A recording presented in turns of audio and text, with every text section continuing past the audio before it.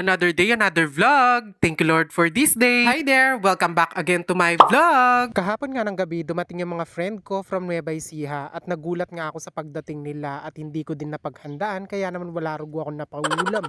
Buti na nga lang nga itong mga friend ko na to hindi naman maselan kaya naman kahit barali lang ayan kinain na nila. Meron pa nga dito ng adobong sitaw tapos naglaga lang ako ng mga talong. Hindi ko nga alam na pagdating nga pala ng mga kaibigan ko umalis yung nanay ko para tumingin ng ulam at heto pagdating nga may dala silang tinapa at agad ko na nga din itong pinrito. Anyway, pagkaluto nga nung tinapa, ayan, agad ko na din inabot para nga may ulam na nila. At habang ang kumakain sila, sinesermonan ko. Sabi ko nga, paminsan-minsan naman mag-abiso kayo. Yan tuloy, yan lang yung nakain nyo.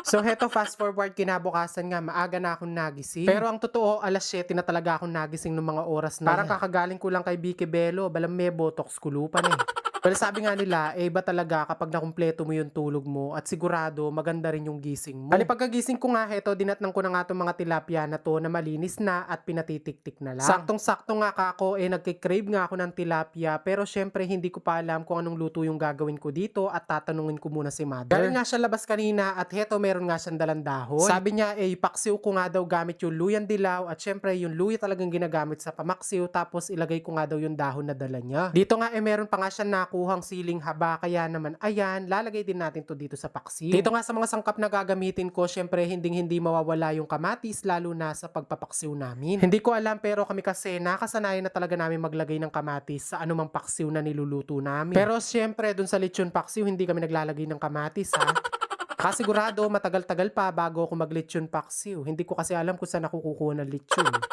Alam nyo ba, itong dahon na iniabot ng nanay ko kanina, actually alam ko talaga yung pangalan niyan pero nakalimutan ko na, comment nyo na lang sa baba. Pero kapag naluluto yung paksiw, ako kasi kinakain ko talaga to at sabi naman nila edible naman daw talaga yan. Yung iba naman nilalagay na palaman yan sa bangus na inihaw, ganyan o kaya sa tilapia din, pwede rin daw yun. At syempre dahil nga paksiw to, hindi mawawala itong luya. O gaya nga ng lagi ko sinasabi, kapag gumagamit kami ng luya, hindi na talaga namin binabalatan. Bali pinag-i-slice ko lang yan na maninipis na paganyan at pahaba para nga makikita nila kapag kinakain. Minsan kasi kapag maliit yung pagkakahiwa, nakakain daw nila. Bali na mahiwa ko nga yung luyang puti, ayan, hiniwa ko naman to luyang dilaw. Pero habang hinihiwa ko nga to, naisip-isip ko, ba't luyang dilaw kulay orange naman siya?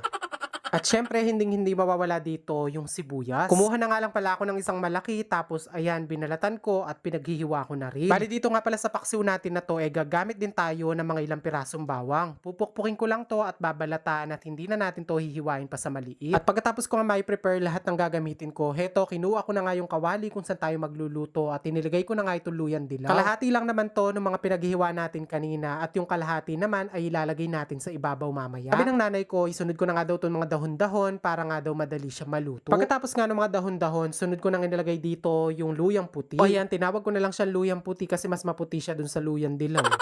At pagkatapos nga nun, heto, binudbud ko na din yung kalahati ng sibuyas na hiniwa ko kanina. Hati ko na din yung kamatis tapos ayan, sinalansan ko na dito. Na makumpleto ko na nga yung sangkap dun sa ilalim, ayan, dito ay nilagay ko naman itong mga tilapia. Nang matapos ko nga may salansan lahat ng tilapia, heto, binuhos ko naman dito yung mga natira pang sangkap dito sa ibabaw. Isinabay ko na din dito yung ating mga siling haba para naman maluto din agad. Alam niyo ba, yung tilapia, napakadali lang din talaga lutuin. Lalo na kapag nagpapaksiw, konting kulo lang talaga, naluluto na siya. Pinudburan ko na nga din pala to ng konting asin, pampalasa. At syempre, dahil nga paksiw to, ayan, maglalagay pa nga tayo dito ng suka. Kung bet nyo nga sa paksiw nyo yung medyo maasim, dagdagan nyo na lang yung ilalagay nyo suka. Kung gusto nyo na masakto lang, wag masyadong marami. Na makumpleto ko na nga yung mga sangkap, ayan, bali sinindahan ko na nga tong kalan para mapakuluan na. Buti na nga lang nga, hindi pa kumukulo tong ating niluluto. At eto na, ihabol ko pa nga itong bawang na pinukpok natin kanina. At nung kumukulo na nga, ayan, naglagay din ako dito ng konting paminta. Pwede rin naman kayong gumamit dito ng pamintang buo o kaya durog, pero dahil yan lang yung available dito sa kusina namin, yan na lang yung ginamit ko. Over medium fire, ayan, bali pinakulang ko lang siguro ng 5 to 10 minutes, tapos ganyan na nga yung itsura. Huwag kayong magtataka kung bakit marami siyang sabaw, dahil syempre pakukuluan pa natin yan na medyo matagal para nga manuot yung lasa dun sa tilapia. Bali para nga hindi malusaw yung tilapia natin, ayan, ganyan na lang ginagawa ko katulad na nakikita nyo sa video. Kanina nga nagdagdag pa nga ako dyan ng konting pampalasa, tapos pinakulang ko pa siya ng another 5 minutes. So heto, after 5 minutes, ganyan na nga yung magiging itsura. Ayan, medyo nag-evaporate na nga yung sabaw at ready to serve at ready to eat na nga itong ating ulam. Dito nga kumuha na nga ako lalagyan tapos ayan, naglagay na nga ako ng uulamin ko dito sa may plato. At heto, dahil meron nga natirang tuyo nung almusal, ayan, kakainin ko na din yan kasama nga nitong paksiw. Grabe, nagko-complement nga yung lasa ng tuyo tapos yung asim nga ng niluto kong paksiw sa luyan dilaw. O ayan, another idea para sa ulam nyo ngayon, bukas at magpakailanman. Charis. Pero kung hindi nyo naman bet yung paksiw sa luyan dilaw, wag nyo na lang lagyan ng luyan dilaw. Baka hindi nyo pa makain. O siya, that's it muna for today's video. Thank you for watching and see you again on my next vlog. God bless everyone. Bye!